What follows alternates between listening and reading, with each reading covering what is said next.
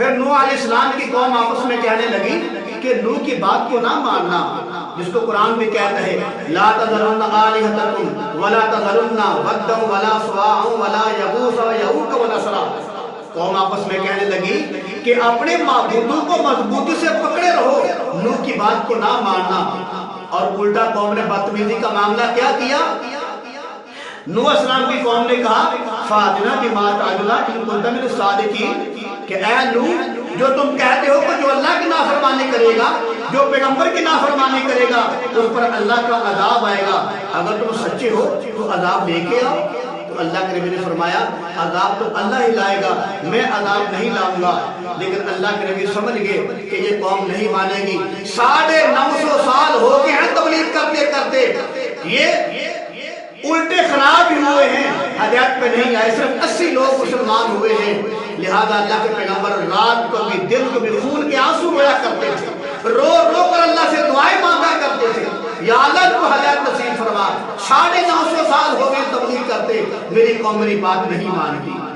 جب اللہ کے نبی مایوس ہو گئے تو پھر اللہ نے پیغام بھیجا انہو لن یؤمن من قومک الا من قد آمن فلا تبتئس بما كانوا یعملون۔ پھر اللہ نے کہا میرے پیغمبر آپ پریشان نہ ہو، جتنے لوگ مسلمان ہو چکے ہیں اتنے ہی رہیں گے، ان میں سے ایک بھی آدمی اور ایمان لانے والا نہیں ہوگا۔ جتنے لوگ مسلمان ہو چکے ہیں اتنے ہی رہیں گے، اب ان میں سے کوئی ایمان لانے والا اور تیار نہیں ہوگا۔ جب یہ اللہ نے پیغام دے دیا کہ کوئی بھی اب آپ کی بات پر ایمان نہیں لائے گا، پھر اللہ کے نبی نے پھر بات دعا کی۔ کیا دعا کی؟ فرمایا لا تذر علی الارض من الکافرین دیارا۔ اللہ کے نبی نے پھر دعا کی یا اللہ ان ظالموں میں سے ایک کو بھی زمین پہ نہ چھوڑنا، سب کو تباہ و برباد کر کے رکھ۔ کیوں؟ انکا انتظارہم یضلوا عبادک، اس لیے کہا کہ یا اللہ اگر ان میں سے ایک بھی زندہ رہا تو تیرے بندوں کو گمراہ کرے۔ پھر اللہ پاک نے فرمایا میرے پاک پیغمبر آپ پریشان نہ ہو، 950 سال آپ روتے رہے ہیں، آپ خون کے آنسو بہاتے رہے ہیں، یہ قوم نے آپ کی بات نہیں مانی۔ تو پھر اللہ تعالیٰ نے فرمایا وَاصْنَعِ الْفُلْكَ بِأَعْيُنِنَا وَوَحْيِنَا وَلَا تُخَاطِبْنِي فِي الَّذِينَ ظَلَمُوا إِنَّهُمْ مُغْرَقُونَ۔